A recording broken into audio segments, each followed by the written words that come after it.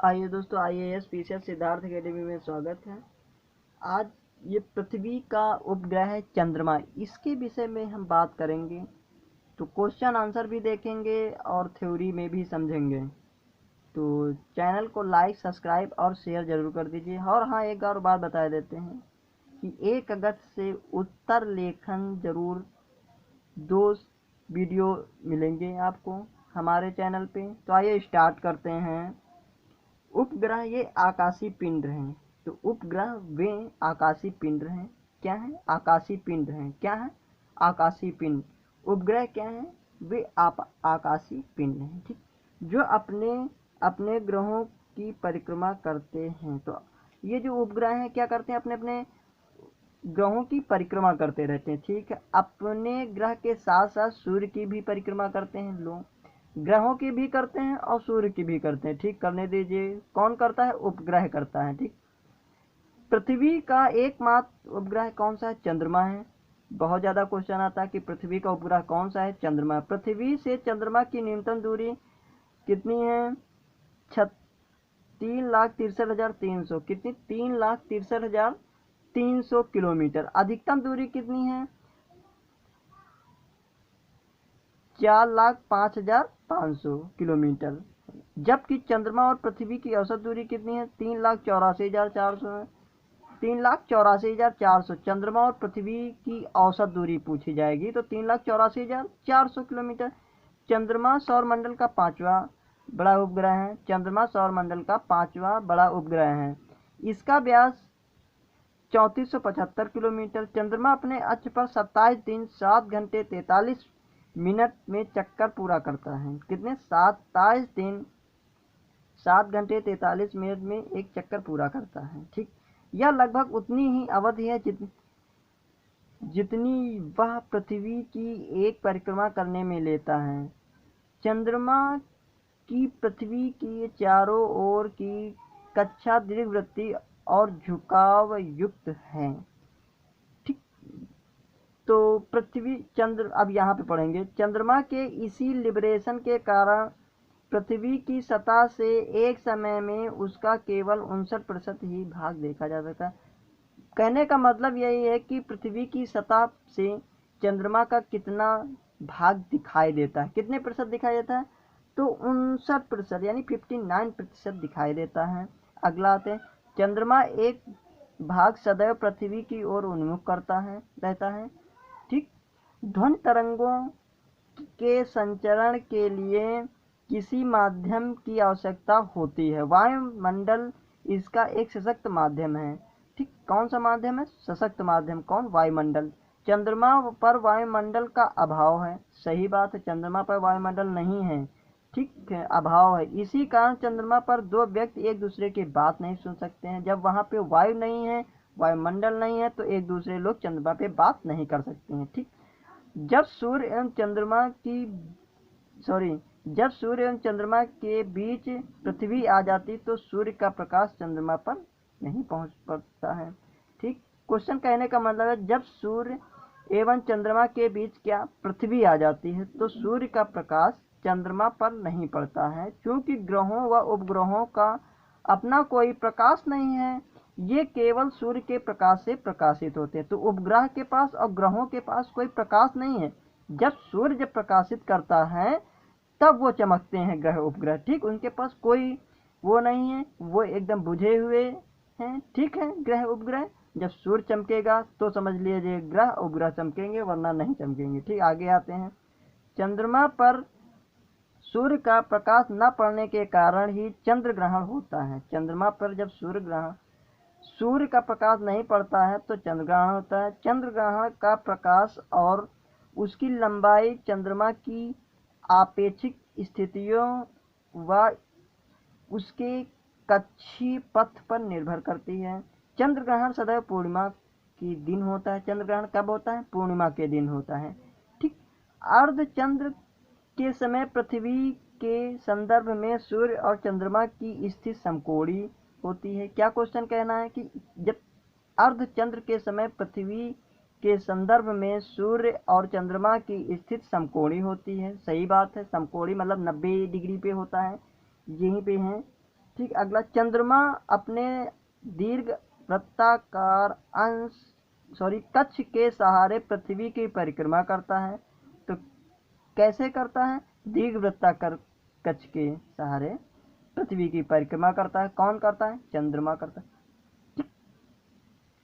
अगला, जब चंद्रमा पृथ्वी के निकटतम होता है तो उसे चंद्रमा की उपभू स्थिति कहते हैं। इस स्थिति में चंद्रमा का ज्वारोत्पादक बल सर्वाधिक होता है। क्या क्वेश्चन है? जब चंद्रमा पृथ्वी के निकटतम होता तो उसे चंद्रमा की उपभू कहा जाता है। इस स्थिति में चंद्रमा का ज्वारोत्पादक बल सर्वाधिक होता है, जिस कारण उच्च ज्वार उत्पन्न होता है। अब तो पता हो गया कि उच्च ज्वार कैसे उत्पन्न होगा। जब चंद्रमा पृथ्वी के पास होगा तब उच्च ज्वार होगा। ठीक, ऐसे याद कर लीजिए। जो सामान्य स्तर से 15 से 20% बड़ा होता है। इसके विपरीत जब चंद्रमा पृथ्वी के निकटतम दूरी पर स्थित होता है तो उसे अपभू कहा जाता है। अब ये बात आती है कि जब चंद्रमा पृथ्वी से पास होता है तो उपभू हो गया, ये देख लीजिए, उपभू हो गया। लेकिन जब चंद्रमा पृथ्वी से दूर होगा तो क्या होगा? अपभू होगा। क्या होगा? अपभू होगा। ठीक, जिसे इंग्लिश में एपोजी कहते हैं। क्या कहते हैं? अपोजी कहते हैं। इस समय चंद्रमा का ज्वारोत्पादक बल न्यूनतम होता है। तो क्या होता? न्यूनतम होता है, जिस कारण लघु ज्वार उत्पन्न होता, मतलब छोटा ज्वार उत्पन्न होता। ठीक, जो सामान्य ज्वार से 20% छोटा होता है। वहां से 15 से 20 दिखा रहा है, लेकिन यहाँ पे 20% से भी छोटा हो जाता है जब अपभू होता है, जब दोनों लोग दूर होते हैं, चंद्रमा और पृथ्वी। ठीक, 22 दिसंबर 1999 को चंद्रमा पूर्ण उपभू पर था, अर्थात इस दिन चंद्रमा के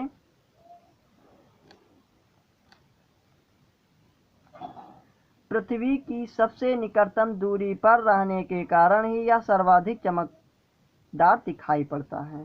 14 नवंबर 2016 को पुनः पूर्ण उपभू की स्थिति बनी थी। तो यह क्वेश्चन बहुत आता है कि पूर्ण उपभू कब बनी थी आखिरी समय में? तो 2016 में 14 नवंबर को। तो 14 नवंबर को जन्म तिथि होती है, किसकी होती है? बाल दिवस होता है। ठीक, तो इसे याद कर लीजिए। तो बाल दिवस चाचा नेहरू के जन्मदिन पे होता, तो उसी के जन्मदिन पे यहाँ पे हो गया। ठीक, उपभू। ठीक, कोई दिक्कत नहीं। आगे आइए। जिसमें चंद्रमा 60 वर्षों में सर्वाधिक बड़ा एवं चमकदार दिखाई पड़ता है। इस स्थिति में आम बोलचाल की भाषा में सुपर मून कहा जाता है। क्या कहते हैं? सुपर मून कहा जाता है। अर्थात सुपर मून वह स्थिति है जब चंद्रमा पृथ्वी के सबसे निकट होता है। क्या होता है? जब चंद्रमा पृथ्वी के सबसे निकट होता है, इसमें चंद्रमा लगभग 14% ज्यादा बड़ा एवं 30% अधिक चमकीला पड़ता है, दिखाई पड़ता है। ठीक, ब्लड मून के लिए बात करते हैं। एक परिघटना है जब चंद्रमा पर पूर्ण छाया डालती है।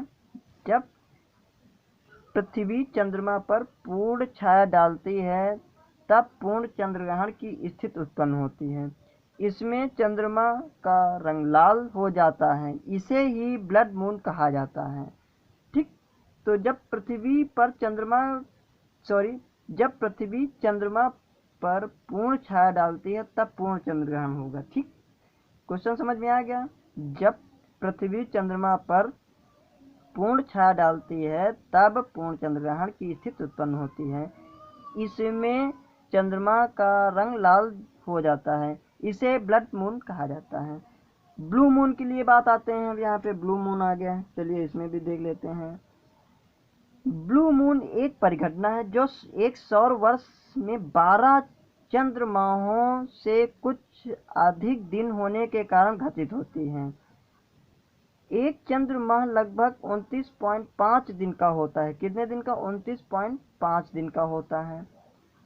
यदि कैलेंडर वर्ष 29.5 इंटू 12 अर्थात 354 दिन का होता तो इसमें 12 पूर्णिमाएं होती, और कभी कभी किसी वर्ष में एक अतिरिक्त पूर्णिमा अर्थात ब्लू मून की स्थिति नहीं होता। लेकिन एक वर्ष में 365 1/4 दिन होने के कारण प्रत्येक वर्ष में 12 पूर्णिमाओं के लिए आवश्यक 354 दिनों के बाद भी लगभग 11 दिन शेष बच जाते हैं। ठीक है, यही कारण है कि लगभग 2.7154 में एक अतिरिक्त पूर्णिमा घटित होने के लिए आवश्यक 29.5 दिन प्राप्त हो जाते हैं। इस अतिरिक्त पूर्णिमा को ही ब्लू मून की संज्ञा दी गई। पूर्णिमा को क्या कहा गया है? ब्लू मून की संज्ञा दी गई है। आगे आते हैं, ये नहीं पढ़ना, ये पढ़ना है।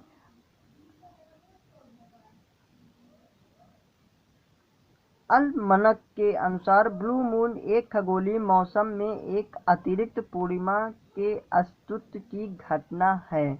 किसके अनुसार?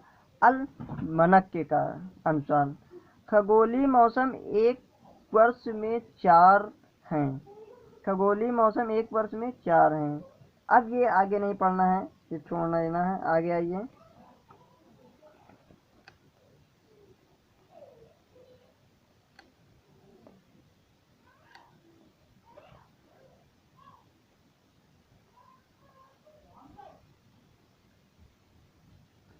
चंद्रमा पर काले धब्बों वाले क्षेत्र को सी ऑफ ट्रैंक्विलिटी कहा जाता है। क्या कहा जाता है? सी ऑफ ट्रैंक्विलिटी कहा जाता है, या शांति सागर भी से कहा जाता है। क्या? शांति सागर भी कहा जाता से नाम से जाना जाता है, ठीक कह सकते हैं। चंद्रमा के इसी भाग में प्रथम मानव चंद्रयान अपोलो 11 अवतरित हुआ था। मानव ने चंद्रमा पर पहला कदम 20 जुलाई 1969 को रखा। ये बहुत ज़्यादा क्वेश्चन आता है कि मानव ने चंद्रमा पर पहला कदम कब रखा? तो 20 जुलाई 1969 को रखा। कहाँ पे रखा? चंद्रमा पे रखा। अगला, अमेरिका के अपोलो 11 यानी अपोलो 11 मिशन द्वारा भेजे गए 3 अंतरिक्ष यात्रियों में नील आर्मस्ट्रांग, माइकल कोलिंग और एडविन एल्ड्रिन जूनियर, जिसे नाम है, क्या नाम है? फिर से देखते हैं, नील आर्मस्ट्रांग, माइकल कोलिंग और एडविन एल्ड्रिन जूनियर सम्मिलित थे। ये तीनों लोग चंद्रमा पे गए थे। किस ये मिशन के तहत? अपोलो मिशन, यानी अपोलो यान था उसकी वजह, ठीक है, ये देख लीजिए, ठीक। अगला, सम्मिलित थे जिन्होंने केवल नील आर्मस्ट्रांग और एडविन एल्ड्रिन ने चंद्र तल पर अपने कदम लिखे। 3 लोग गए, लेकिन यहाँ पे कोलिंग ने उतरे ही नहीं अपोलो 11 से, ये बैठे रहे। दोनों लोग उतर गए, नील आर्मस्ट्रांग और एडविन एल्ड्रिन जूनियर उतर गए, ठीक, ने चंद्र तल पर कदम रख दिया, ठीक है। अपोलो 11 मिशन 16 जुलाई 1969 को फ्लोरिडा से उड़ान भर के चंद्रमा पर स्थित,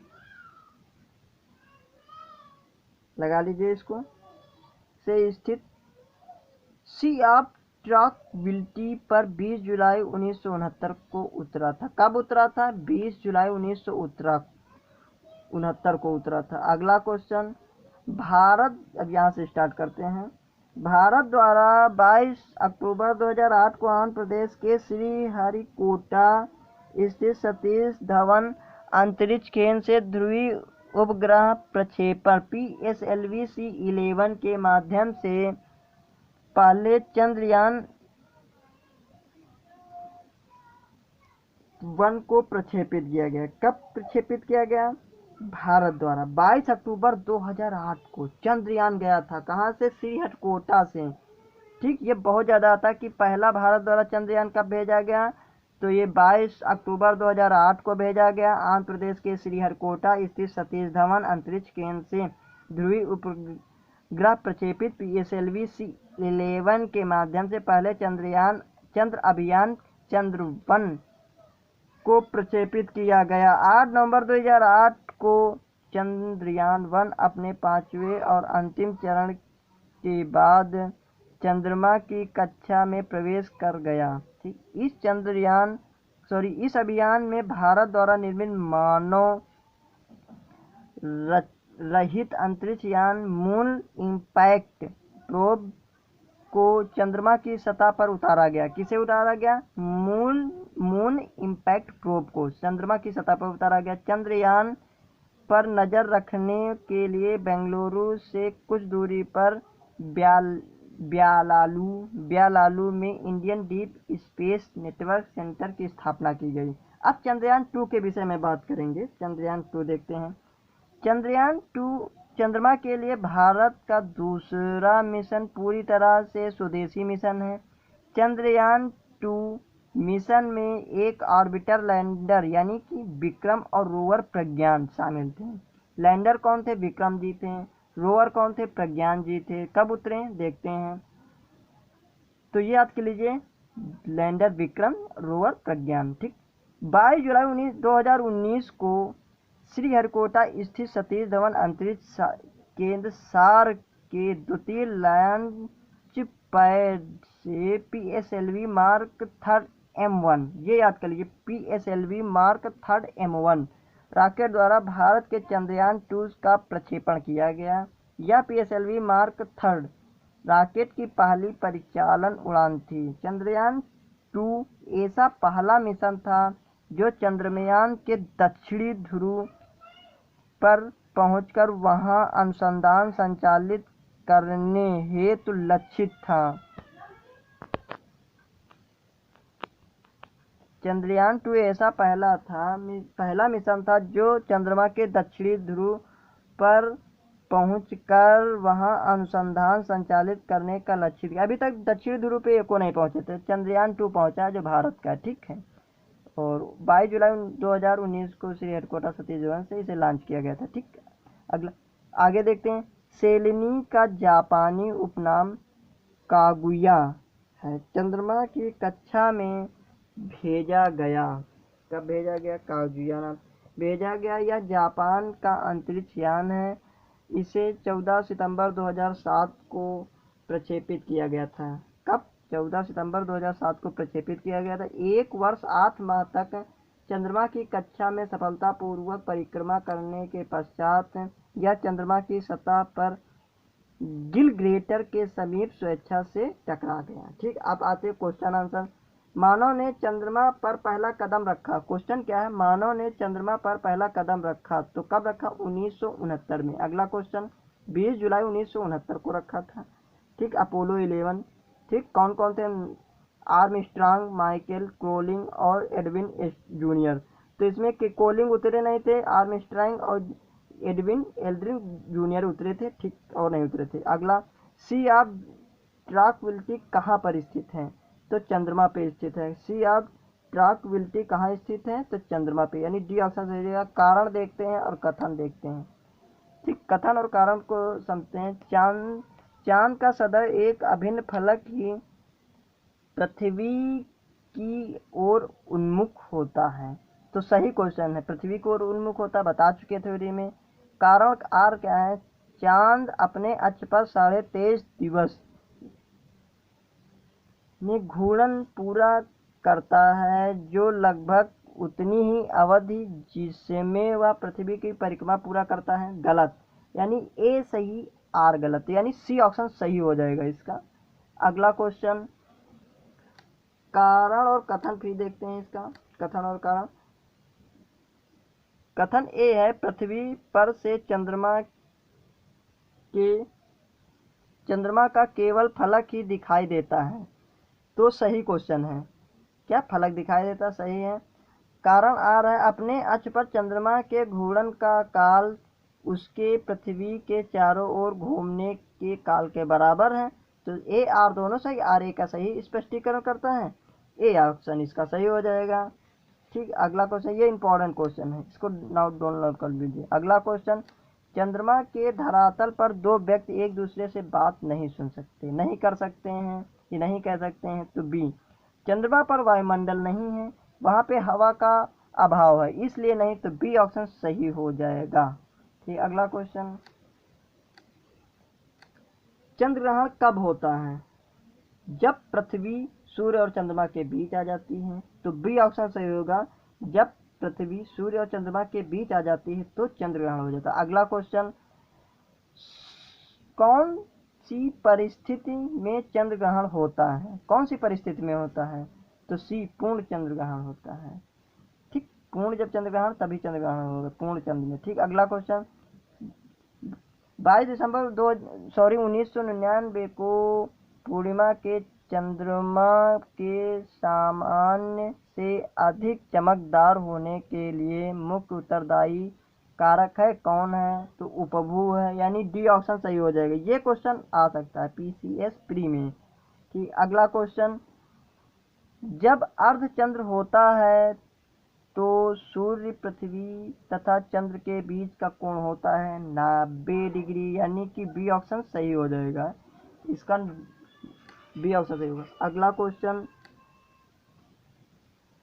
बेमेल को सुमेलित कीजिए। बुध, पृथ्वी, चंद्रमा, मंगल, यानी चंद्रमा सही हो जाए, चंद्रमा सही होगा।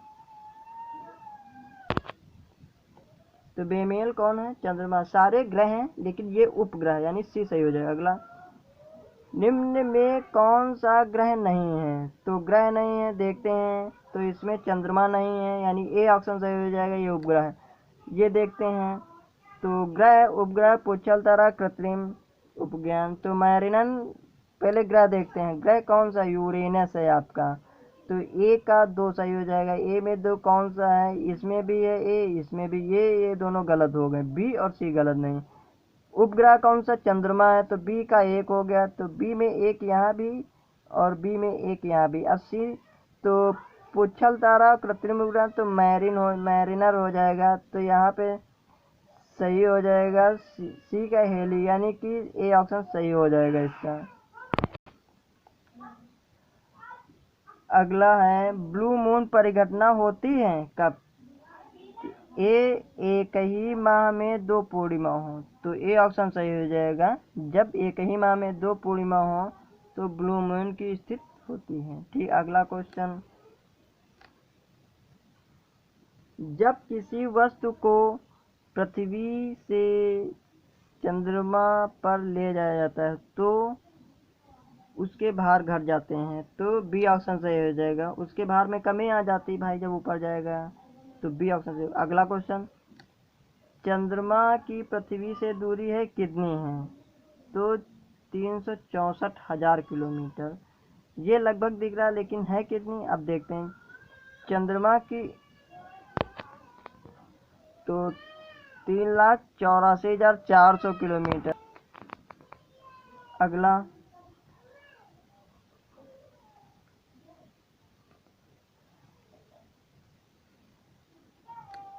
एक देश अपने सेलिनी परीक्षणकर्ता को चंद्रमा की कक्षा में भेजकर एशिया का प्रथम देश हुआ है। यह यश प्राप्त करने वाला देश है तो जापान, यानी ए ऑप्शन सही हो जाएगा। यही आखिरी क्वेश्चन। तो तब तक के लिए नमस्कार।